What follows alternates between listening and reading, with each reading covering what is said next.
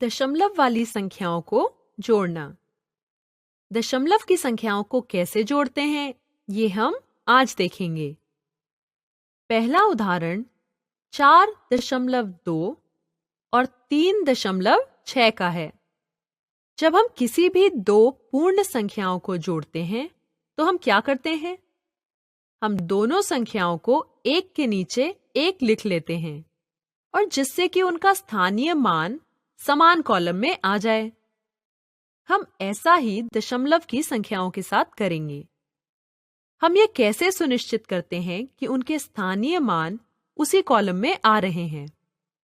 इसके लिए हम दशमलव की बिंदुओं को एक सीध में रखते हैं। आप देख सकते हैं कि हमने यहां क्या किया। 4.2 और 3.6 की दशमलव बिंदुओं को एक सीध में रखा, अर्थात एक ही रेखा में, और हमने इसे एक तीर के निशान से दिखाया है। जब आप सच में जोड़ करते हैं तब ऐसा कोई तीर का निशान नहीं देते। यह तीर सिर्फ ये दिखाने के लिए है कि दशमलव के बिंदु एक ही रेखा पर हैं। एक बार जब हम ऐसा कर देते हैं तो उसके बाद वहां कोई दशमलव की बिंदु है, इसे याद रखने की जरूरत नहीं है। हम मान लेते हैं कि वहां कोई दशमलव बिंदु नहीं है और इसे वैसे ही जोड़ते हैं जैसा पूर्ण संख्याओं के साथ करते हैं। चलो अब इसे जोड़ते हैं। 2 जोड़ 6 बराबर 8 और 4 जोड़ 3 बराबर 7। हम दाएं से बाईं ओर जोड़ेंगे। जोड़ कर लेने के बाद अपने उत्तर में दशमलव बिंदु के ठीक नीचे दशमलव बिंदु लगा दें। इससे हमें 7.8 उत्तर के रूप में मिल जाता है। अगला उदाहरण 12.5 और 14.23 का है। फिर से संख्याओं को ऐसे लिखते हैं कि उनकी दशमलव बिंदुएं एक सीध में आ जाएं। अब अगर आप इन दो संख्याओं को देखेंगे तो पाएंगे कि संख्याओं की लंबाई समान नहीं है। पहली संख्या में दशमलव के बाद केवल एक अंक है, जबकि दूसरी संख्या में 2 अंक हैं। इसे एडजस्ट या समायोजित करने के लिए हम पहली संख्या के अंत में एक अतिरिक्त शून्य लगा देते हैं। हम जानते हैं कि दशमलव संख्याओं में अंत में अगर हम कोई अतिरिक्त शून्य लगाते हैं तो ये दशमलव वाली संख्याओं के मान को नहीं बदलते। इसलिए यहाँ पर शून्य लगाने में कोई हर्ज नहीं है। इससे यह होता है कि अगर दोनों ही संख्याओं की लंबाई समान हो जाए तो ये सुविधाजनक हो जाता है। इससे संख्याओं को जोड़ना आसान होता है। अब ये मानते हुए कि वहां कोई दशमलव बिंदु नहीं है, संख्याओं को जोड़ते हैं। अब सबसे दाहिने कॉलम से शुरुआत करें और फिर बाईं ओर चलें। 0 जोड़ 3 बराबर 3।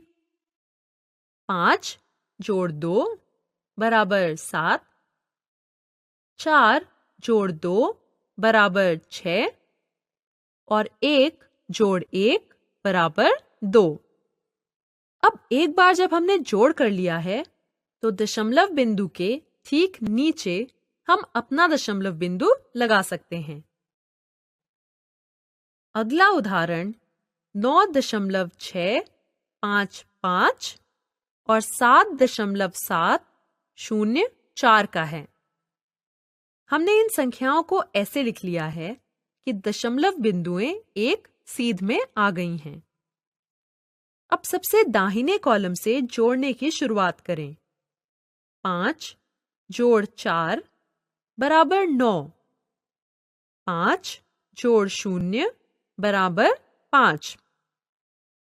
6 जोड़ 7 बराबर 13। 13 एक 2 अंकों वाली संख्या है। इसके लिए हम क्या करते हैं?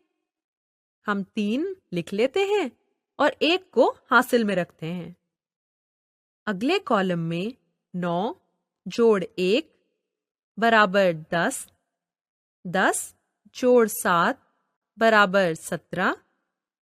अब जब जोड़ की संक्रिया हो चुकी है तो दशमलव को ठीक नीचे दशमलव के सीध में लिख देते हैं। अगला उदाहरण 6.66 और 7.777 का है। दशमलव बिंदुओं को एक ही सीध में रखकर पहला चरण किया जा चुका है। अब हम दूसरा चरण करते हैं, जिसमें हम संख्याओं की लंबाई को बराबर करते हैं। पहली संख्या के अंत में हम एक अतिरिक्त शून्य लगाते हैं। अब सबसे दाहिने छोर से इसे सामान्य तरीके से जोड़ते हैं। 0 जोड़ 7 बराबर 7, 6 जोड़ 7 बराबर 13। हम 3 को लिख लेते हैं और 1 हासिल में आ जाता है। 6 जोड़ 1 जोड़ 7 बराबर 14। हम 4 को लिख देते हैं और 1 हासिल में आ जाता है। 6 जोड़ 1 जोड़ 7 बराबर 14। अब इस योग में दशमलव बिंदु को जोड़ी गई संख्याओं के दशमलव बिंदु के ठीक नीचे लिख देते हैं। अब इन नियमों को जान लेने के बाद आप इन्हें दशमलव की किसी भी संख्या के साथ प्रयोग कर सकते हैं। सिर्फ 2 ही नहीं, बल्कि आप 4, 10 या 20 कितनी भी दशमलव संख्याओं को इसी नियम के साथ जोड़ सकते हैं। अगले उदाहरण में, जो कि हमारा अंतिम उदाहरण है, हम 3 संख्याओं को जोड़ेंगे। वे 3 संख्याएं हैं 12.856, 15.32 और 5.008। दशमलव बिंदुओं को एक ही सीध में कर लिया गया है। अगर आप दूसरी संख्या को देखें तो पाएंगे कि इसकी लंबाई छोटी है, इसलिए इसके अंत में एक अतिरिक्त शून्य लगा देते हैं। अब इसे सामान्य तरीके से सबसे दाहिने से बाईं ओर जोड़ते हैं। 6 जोड़ 8 बराबर 14। इसका 4 लिख लिया और 1 हासिल में आ गया। 5 जोड़ 1 जोड़ 2 बराबर 8। 8 जोड़ 3 बराबर 11। 1 को नीचे लिख लेते हैं और दूसरा 1 हासिल में आ जाता है। 1 जोड़ 2 जोड़ 5 जोड़ 5 बराबर 13। इसके 3 को नीचे लिख लेते हैं और 1 हासिल में चला जाता है। 1 जोड़ 1 जोड़ 1 बराबर 3 होता है। जोड़ने का काम अब पूरा हो गया। अब दशमलव के बिंदु को जोड़ी गई संख्याओं के दशमलव बिंदु के ठीक नीचे लिख देते हैं।